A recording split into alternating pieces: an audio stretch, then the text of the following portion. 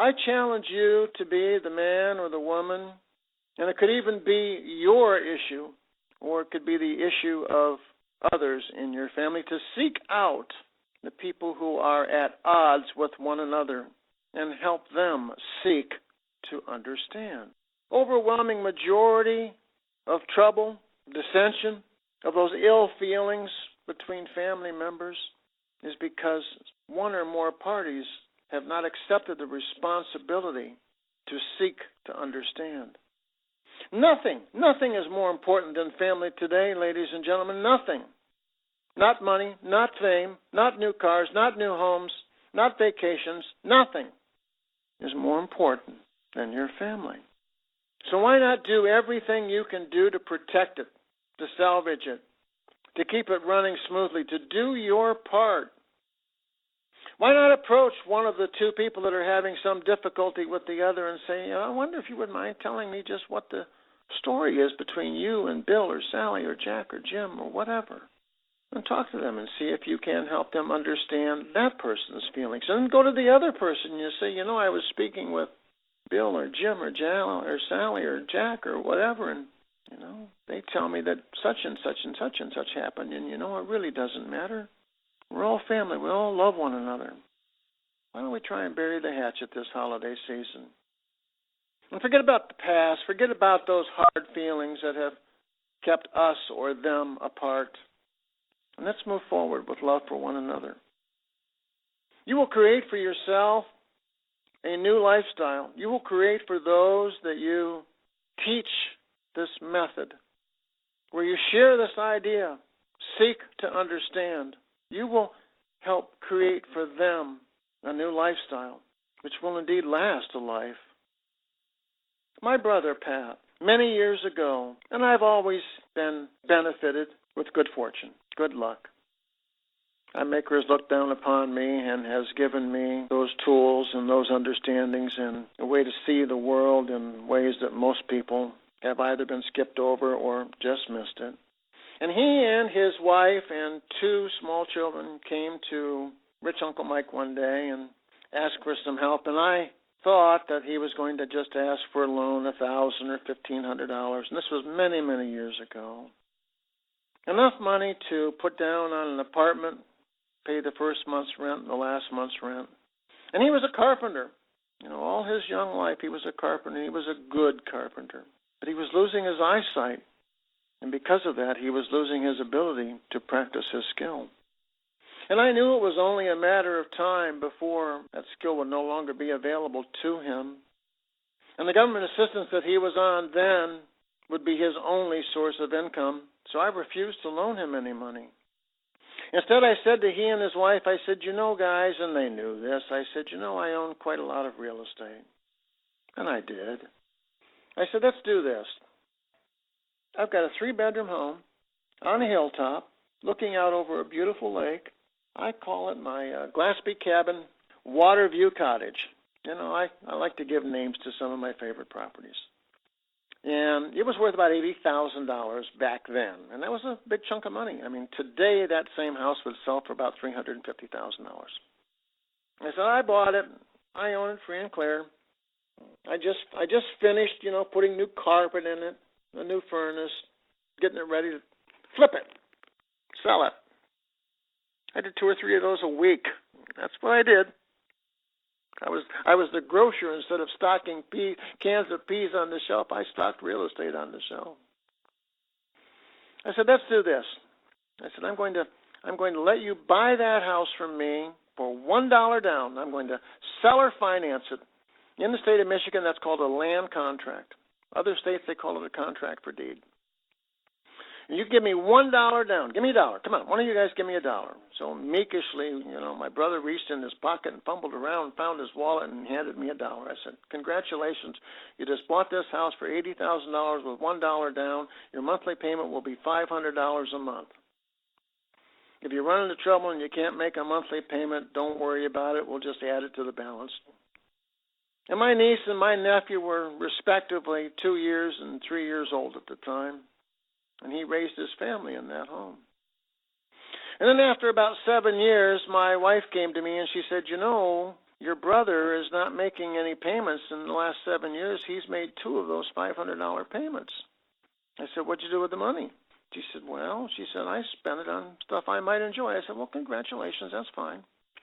I said, you see, I knew at the time, sweetie, that hardly any money out of that transaction. In fact, I'm surprised he even made the 2 payments. So it made no difference. He was my brother.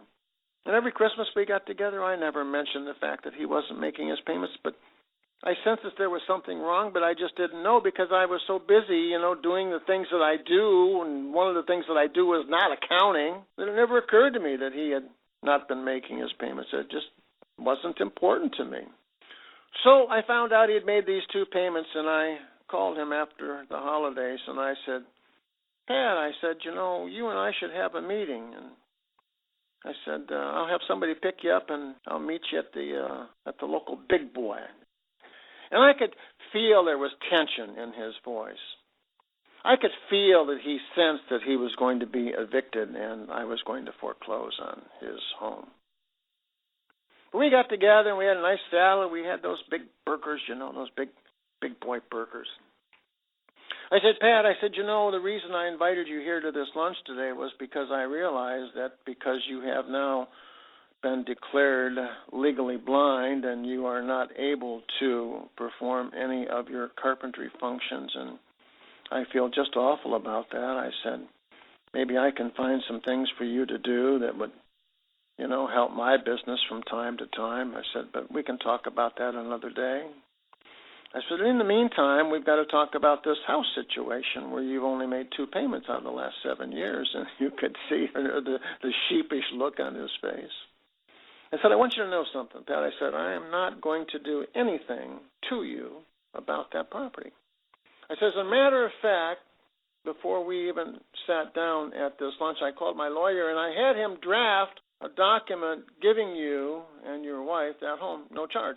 We have marked it off as being paid in full. And here's that document, signed, sealed, notarized, paid in full. It's now your house. And I gave it to him at lunch that day. A few years later, as it turned out, he let himself go, not being able to work, not being able to watch TV, just sitting in his big overstuffed chair that finally broke down under his enormous weight because he had gained enough weight to have gone way past the 300-pound mark. He stood up at the breakfast table, and he fell over dead, and my cousin, we called him Little Pat, called my Captain Mike while I was out fishing for sailfish, and he told me that his father had just passed away from a massive heart attack. What a shame. He was gone. But you know what? No regret. No regret. I did what I felt was the right thing to do because I could do what I did. But even if I had not been able to do what I did, I would have found some other way to help him and his family. And to this day, I help as many people as I can accomplish their goals and become better people at what they do, better human beings. And I want you to hear this and listen very carefully to what I'm about to say. There is no greater burden to carry than the burden of regrets, the burden of guilt. This holiday season, I hope you don't mind this advice. I appoint you, I ask of you to be the man, the woman, who is the person in your family to help heal those wounds that have existed for who knows how long. In some cases, they have existed so long that the parties have even forgotten why they exist. Because the real loser, when you carry that luggage, when you carry that weight, that heavy axe to grind all your life, it becomes far too heavy to continue to carry. And then someday it's too late.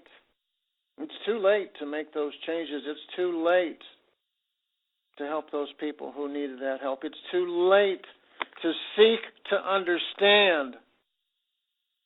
My brother couldn't make his payments because he couldn't work. And it was getting worse and worse and worse. I sought to understand, and I took action. And you, I'm asking you to be that person in your family to take that proaction and help mend things that need to be mended if, in fact, your family suffers from any issue that has kept any of the members apart. There's no reason to live the rest of our lives with any anger or discontent or fear of facing the reality of some unknown thing because someone has failed to seek to understand. And that, ladies and gentlemen, is exactly what Dr. Stephen Covey was talking about when he developed one of his favorite methods for becoming a super successful person. Seek to understand. And I appreciate you being on this call because you are helping me to become a better person, and I'm accomplishing that goal through practice. My sharing of these stories and my sharing of my philosophies of good habits and successful habits also helps me become a better person.